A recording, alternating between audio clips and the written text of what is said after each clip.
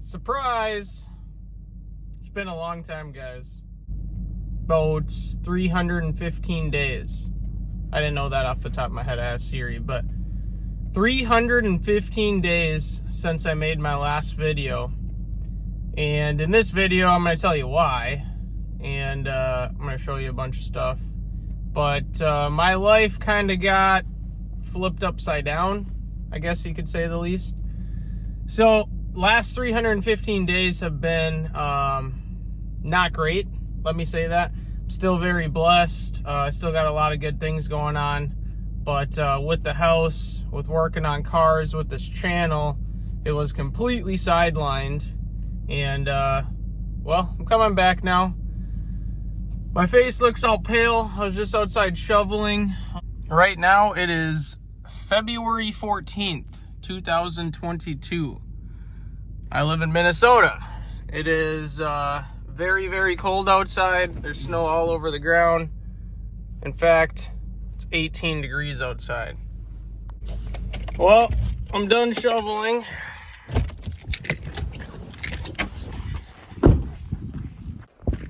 Gotta grab my drinks. It's the advantage of living in a winter climate. You no longer need a fridge. You can just set them outside. Well, it's been long enough where I picked up a truck already.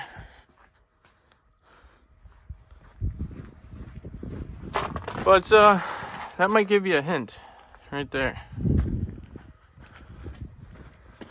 Lockbox on the door. I'd probably tell you we're not living here anymore. And we're not. Looks a little different in here, huh? Well, about to explain to you what happened. All right, here we are. Take a look around at everything. So, if you guys remember, this garage looked a lot different.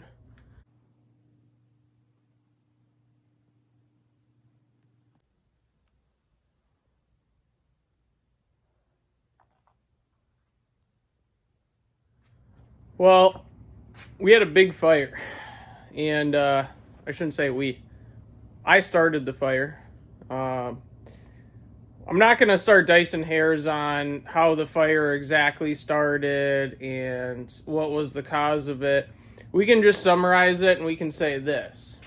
I started the fire by accident, obviously. It involved a can of brake cleaner, a grinder, and bad judgment. That's literally all it comes down to, okay? As you guys can see, face looks a little red. Had a freak accident happen. I just rolled up to the house actually right now, and I'm going to show you guys the damage. You know, you guys can see where fire was rolling out. So that's how much smoke was barreling through the door. There's literally smoke all over the ceiling, went up into the house. There was smoke coming out of the upstairs windows. Oh my God, I can't even breathe in here. Holy cow. But, yeah, there's nothing left, guys. It's, my car.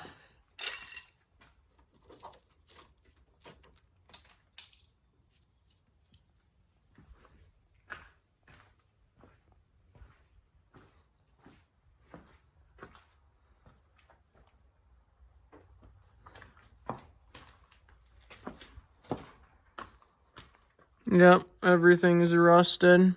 But I made it out okay and the family wasn't here, which is the absolute most important thing to me. Above all, this is the single most important thing to me.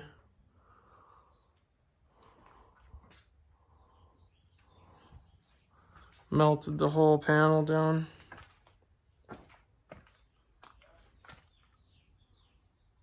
Can't even live here anymore. So basically what ended up happening, if you guys remember, there was a lift that was right here. I had the SC300 on it. I had a garbage can over there, and basically I had a bench that was set up here. and I was grinding on it, and let's just say the can of brake cleaner got punctured, threw acetone on my face that was on fire, as well as threw it all over. And I was more concerned about the acetone that was on fire that went in my eye and my face and my well-being than I was about the aftermath. And so basically what happened is I ran to go save myself, shower my face, make sure I still had an eye. And the bad judgment call was the garbage can that was over there full of wet rags that had brake cleaner on them, paper towels, that kind of stuff. When I came back out here, the fire was already at a point where it was out of control. Extinguishers, the little one that I had, did absolutely nothing. And so long story short, what happened is the whole garage burnt down. I mean, if you guys look up there, you can see it's all charred. That was through the vapor barrier, the blow-in, the sheetrock. I mean, that's how hot it got. So basically, where we're at right now is this whole entire house is getting remodeled, and because of smoke damage. The winds were blowing super high speed that day. They could not open the garage doors. They could not mitigate the smoke any other place except for where it wasn't on fire, which was in the house. And so as a result, the house got wiped out from smoke damage. We had to move out of the house because it completely burnt down the panel. The gas line was compromised on it. The city came over here, had to disconnect the power from the house. And this all happened April 5th of 2021. Today, as I'm filming this video, it's actually Valentine's Day today. And it's been a long time.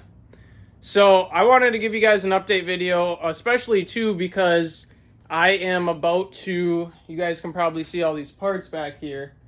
I'm about to build the motor that is going in that SC300. The SC300 was completely totaled from smoke damage.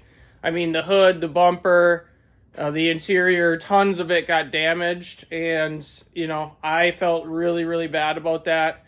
Many conversations with my friend Caden. We kind of worked out a deal. And, you know, at this point, we're both on the same page. We're both just optimistic to get the build done before spring. He's got a dyno scheduled for sometime in May, I believe.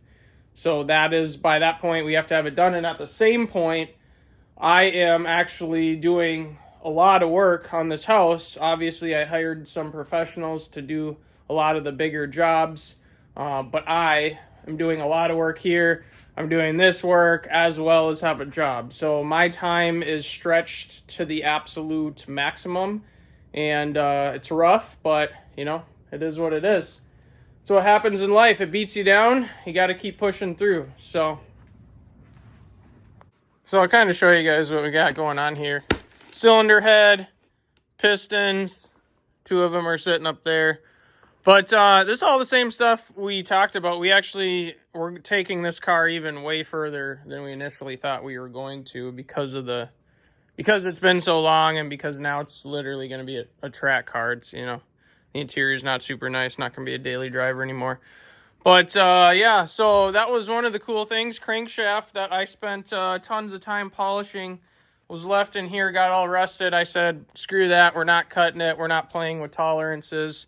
We got a brand new OEM Toyota 2J crank.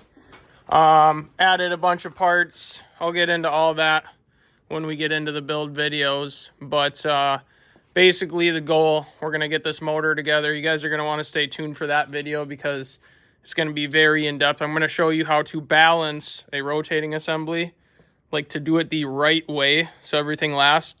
Now, obviously, 2Js, you could slap them together and they'll push 800 horse all day long. But I want this motor to last. I want this motor to be perfect. That's what it's going to be. So I know it's a car channel, but I'm going to show you guys some of the carnage. Get you guys a little better visual here. Obviously, all the wall covering I had over the sheetrock did not help the fire situation. If it would have just been the sheetrock, probably would not have been as bad as it was. So those of you that have a finished garage that have wall covering on it that has synthetic materials in it, not great. But biggest thing I can tell you guys, buy some extinguishers. That's all I can say. Buy some big commercial extinguishers. If I would have had 2, 3, 4 commercial sized ones, I probably could have put this out. But yeah, it's all ripped down to the studs, all of this. You can even see all this gray? That's all smoke that got past the finish wall, the vapor barrier, sheetrock, etc. So we are in the process of still demoing the garage, but kind of show you what's going on in here. We're going to be finishing the basement as well. Nothing really going on. These are new shower doors because I decided to build a custom shower in here as well. But yeah, so very echoey in here. Haven't done anything with the sheetrock or the paint or the walls yet. We're waiting on insurance supplements. I'm not even going to get into all that. Very messy deal. Got all the rooms stripped out. Got quite the project going on in here. Building a big custom shower. Gonna have huge doors on it. Gonna be really nice. But yeah, so furnace was on at the time. I mean, that's, if you guys think that's dust, it's not. That's soot from the fire. It's in all the vents, all the returns. They basically had, so this sits right over the garage, these bedrooms. They had that window open. They had that window open. And they had that window open. And all the smoke came up through this hallway, through the doorways, right out the windows. It was not a great deal. I mean, you can see, if you look, you can see the soot. See in the light there? You can see the soot on all the walls. It doesn't take much to look at that. So I guess some of you are probably wondering, okay, if the fire happened April 5th, 300 plus days ago, how are we only at this point? Well, here's what ended up happening. You guys know I got a hobby garage, I had the lift in here. I built cars in here. I was building this G35. Basically what happened, the insurance adjusters came in here after the fire, and they saw the Snap-on toolboxes, all the equipment, the shelving. You guys can look on previous videos and see how it was all set up. But they saw all that stuff, and what I know for sure is they didn't want to pay for it. But basically what they did, the adjuster turned me in to special investigations, and on the basis that I was running a commercial business, an auto repair shop. I was running a shop out of my garage, which obviously not the case. This is a hobby shop, okay? I work on my own stuff. I work on my friend's stuff. But what ended up happening is they opened a special investigation and were trying to deny the claim. So I had to hire lawyers. I had to get a law firm involved. I had a deposition. All of this took months. It took the entire summer, okay? And then finally what ended up happening was they came back and they were like, okay, we're finding that that's not the case. You weren't running a business out of your garage, and we're going to proceed with the claim as normal, okay? That happened in early November, okay? So then what ended up happening was we got the estimates, and, I got people involved on it. And we started looking through these insurance estimates, and they're short on square footage. They're short materials. They're not covering things they should be covering. It's just a disaster. Any of you that have dealt with insurance, as far as like a loss situation, even cars, right? Let's say you total your car and the car's worth 20 grand. It's worth 20 grand. Kelly Blue Book knows it's worth 20 grand, and then insurance wants to give you, 13,000. That's just how it goes with this kind of stuff. So we've spent the last 2 months going back and forth with them, trying to get supplements going. Finally, it looks like we're towards the end of the road on that, which is awesome. So aside from that, to direct back towards cars, I'm happy we got to this point. I'm happy the house is fine. I'm fine. My family's fine. I was the only one that was here at the time of the fire, which is honestly the most important thing, okay? I've since then had my second son, so now I got two little boys. I got an 18-month-old and an 8-month-old, and my wife Taylor as well, and they are all perfectly happy, healthy. They were not here during the fire, and it was just me, so that's all great. But yeah, it's a negative situation, but I'm starting to look at the positive things about it. So now to switch gears. You guys probably see the car, okay? So this car has definitely a different kind of paint on it. If you'll notice, it also has a Liberty Walk body kit on it that's not quite finished. And if you guys are wondering, yes, this is, a lot of you like to say rhino liner. That's actually not the correct term. It's bed liner type material. And this is Raptor liner is what it is. But I'm going to clip in how this looked as a finished product. I still got to clean it up. Still got primer on the fenders and all that. Still needs a lot of work. But I'm going to clip in what I have done to the car since, because I think you guys will enjoy it. If you guys want to take a look at that badass suspension in there, look at this.